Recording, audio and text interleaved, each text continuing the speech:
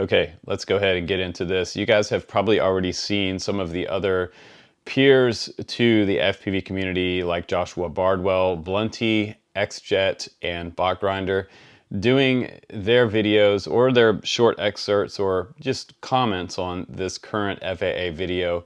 Now, it just came to me a couple days ago, and I have to say a big thank you out to XJet for putting his video up. I thought it was very good. I thought it was very informative, and it was enlightening to me, like all of you guys. So you made a lot of comments on his video, and he also did a community thread post, which I thought was outstanding. I just want to say that you're not alone, XJet. We are all thinking about this, and I've been hashing it over in my mind for the last couple days since I saw your video. So, I'm at the point where I watched this video and I almost couldn't believe my eyes, but I'm not surprised. I'm not surprised. And the further I watched this video, the more I just started thinking how ridiculous, contrived, and propagated. It's just so, and it's kind of mobilizing the Karens out there with an app that will may or may not be even accurate. The problem with this is that when they open up their Fly app, they're looking for these remote ID transponders, and if they don't have one, in case in point, the 250G and under drones, they will not. So if little Johnny's in the park, oh wait, little Danny is in the park, then little Danny could have the cops called on him because maybe some Karen shooting an Instagram a couple park benches away sees this, drone in violation of her airspace, and maybe little Danny's spying on her. The thing about this video is that in this video, I became disturbed when I saw the 5-inch freestyle drone with a GoPro Session on board, which not a lot of people use anymore, and also, but it's still a crowd favorite.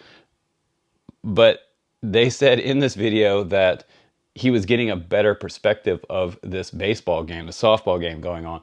Well, you don't use that type of drone for gaining a better perspective on a sports function. If you're going to get a better perspective on a sports function, you're probably going to be using something like a DJI Mavic Mini 3 Pro or something like that.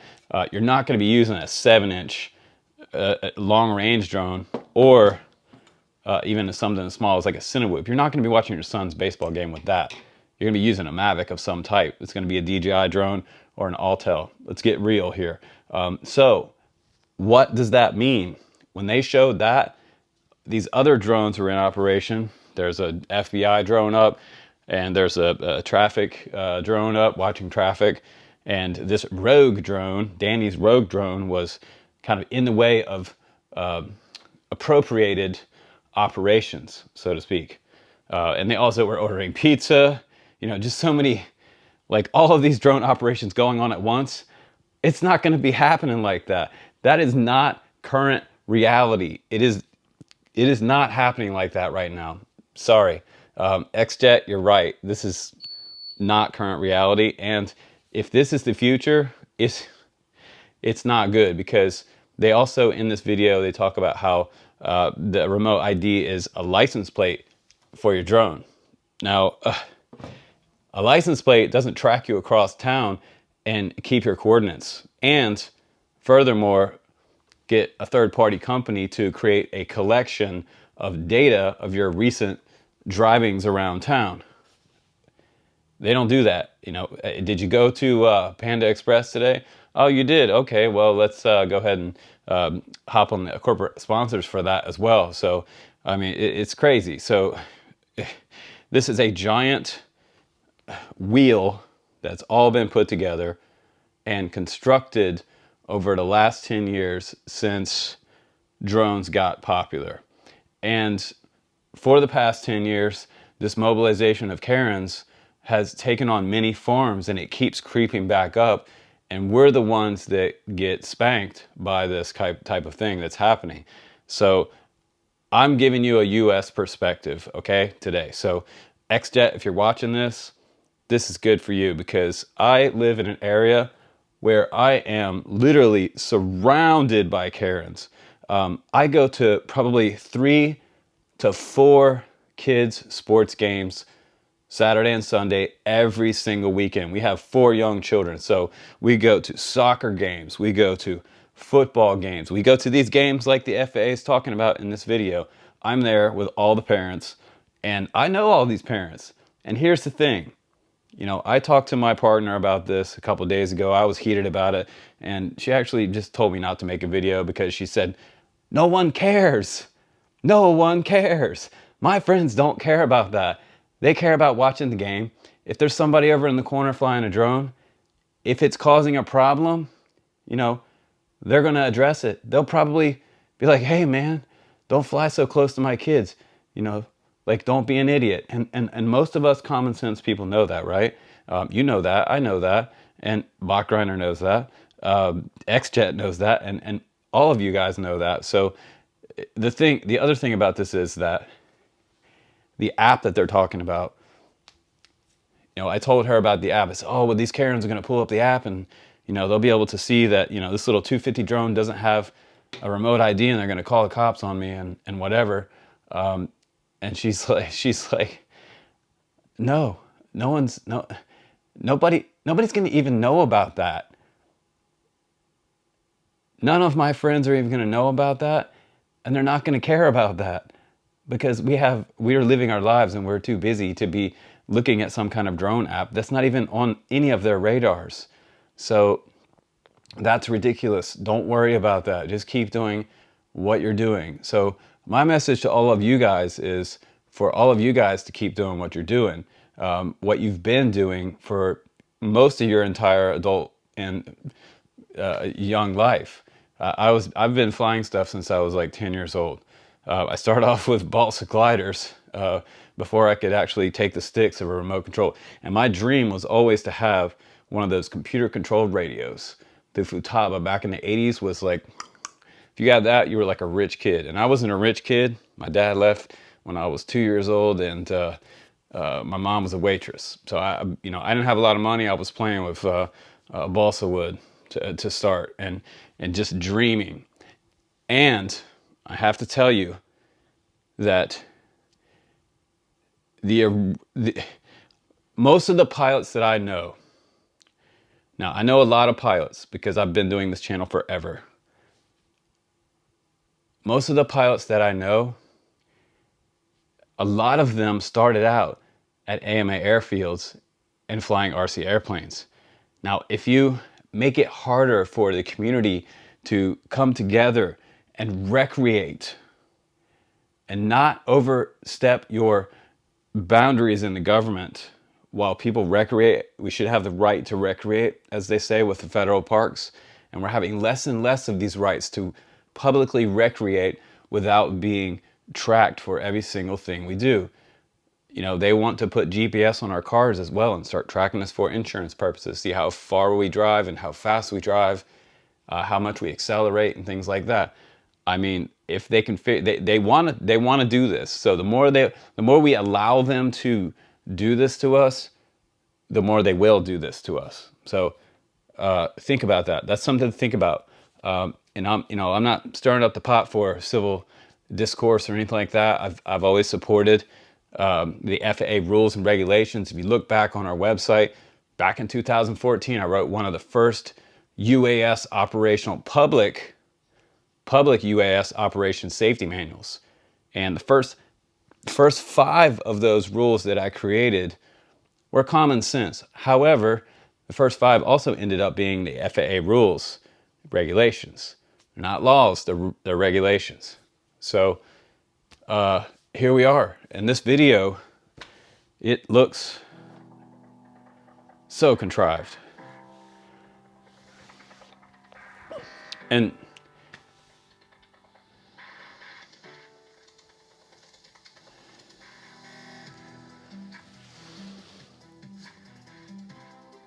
there would be a better way to do this. There would be a better way to promote remote ID without pointing the finger at the FPV community and Danny. Because Danny is a fictitious character in a fictitious video that's propagated for mobilizing a Karen army with apps to monitor the skies. That's not going to happen. And you know, we have to also talk about the police, because they talk about the FBI drone up. They also talk about the police, and they talk about this stuff in this video. The cops that I know, they're not gonna want to come to every single call they get because some Danny down the street's flying a drone. I'm telling you guys this because I know police in downtown Portland that have a lot more to deal with in the city of Portland than go find some kid flying a 250 gram, sub 250 gram drone, or maybe 251 grams without a transponder. You know, that's like a huge waste of public services and tax dollars. And to track all that is going to be a huge waste of their time. They're not going to do it. They're going to go for the big stuff.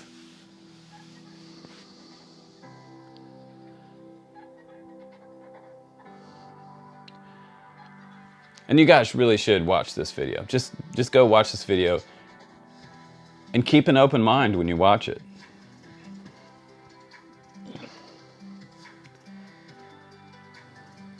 So I'm just going to scrub through here a little bit. Here we go.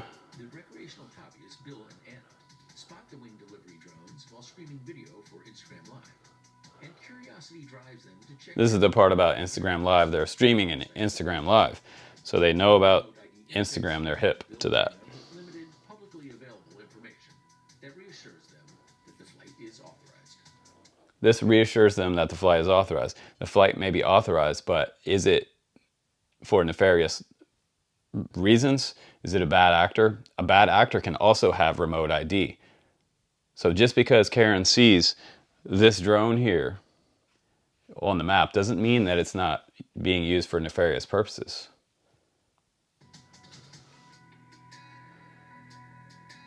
Meanwhile, leaders at the Radford Army Ammunition Plant are increasingly concerned And with monitoring and protecting against this is a crazy part of the video where they're talking about the Army base. Now, if there's a TV drone flying near an Army base, public safety requests. they know that there's a certain border around that Army base, and they're going to have geofencing. So they can't actually, if they're flying a publicly active drone that is a TV service drone, it's not going to be able to fly out of their geofence into the Army restricted airspace in the first place. So they've identified this drone. They contacted the FAA, and the FAA contacts the local TV service.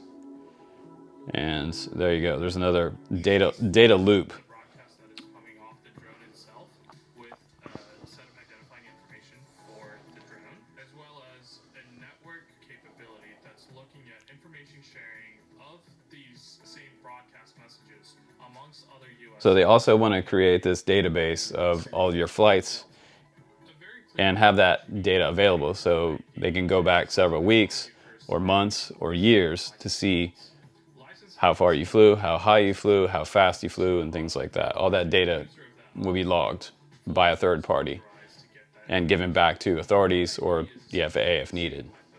Capability, however, it is in a more digitized manner. This occurs with safe and secure data exchange. I am a firm believer that everything doesn't need to be digitized and put into a database. There can be some things that we do in our modern lives that don't have to be tracked, and that, I mean, not everybody is a criminal. And I don't know where this system is going, but I just don't like the way that this video came out and came across, because I do feel like it's kind of like pointing a finger at all of us, and that's kind of a shame. And I'm not going to go through this whole video. It would take forever, and it'd be a super long video. But I just wanted to give you my thoughts on it. I think that a lot of this is pretty contrived. And here's the part where I just want to show you this part real quick. This is the worst part for me, because, you know, if they're gonna do this system, then so be it. But basically saying that Danny is the naughty guy and everybody else is in compliance is And they pull out their kind of a remote ID shame. application and they look at the aircraft that are listed on this remote ID application and they don't recognize one of the aircraft. But the remote ID application specifically tells them identification of the aircraft and it So tells here them the the cops are model and showing up at the year. ball field So the public safety because officers, of before the they make FPV drone. And there it is, a 5-inch freestyle drone. We all know it. We all love it. We all fly basically below the tree line. Like probably 70% of you guys fly below the tree line. There's only moments when we're above any type of tree line. If an airplane or even another drone comes close to that, it would be a Christmas miracle. If an airplane comes near it, it's going to be crashing before it hits the drone because they're going to be so low to the ground that it's not good for them. These FPV drones, they're usually flying in like Bachgrinder said, like a Kmart parking lot somewhere, or some dirt lot or something like that. A lot of times when we go out, if guys from the FAA are watching this video, we go out. So I'll lay it down for you how we do it. We go out and not to give up any of you guys' secrets, but this is how a lot of us do this. We go to places that are outside of town. We get away from everything. We go out to huge open fields. We like big dirty dirt parking lots surrounded with trees where we can do some flips around trees and things like that. And there's no people around. This is how most of us like to fly. One of the reasons that I fly anything is to go out and get away from people. Because if I wanted to go out downtown to get dressed up and get fancy and go downtown and have dinner, that's one thing. But when I want to have peace and relaxation in my life, I like to get away from the crowds, the downtown, the traffic, and all that stuff. And that's what these things do for me. I get to go way out into an area where there's not a lot of people and just to enjoy some flying. And that's really what this hobby's all about. If you're doing long range, that's what that's all about. If you're going out to fly something like a Cinewhoop, you're going less than a quarter mile away most of the time. There's no need to have remote ID on a tiny little sub 250 drone. And in my opinion, even for like a commercial purpose, like especially if you're somewhere that's kind of shielded above. If you're flying under an overhang or something like that, if there's open air, or if it's a bunch of trees around a place of operation. So I think that's completely safe, and it's not in any way going to be a problem for UAS air traffic or manned air traffic. So yeah, that's my 2 cents on that, you guys. I appreciate you guys hanging out on the channel as always and being a subscriber and caring about the hobby with me, because I really do care about the FPV community. I've made it my life for over almost 10 years now on this channel and just done countless reviews, builds, and I've been obsessing about these components for a good part of my life. So I love RC and I love flying, and I'm not going anywhere, and neither should you.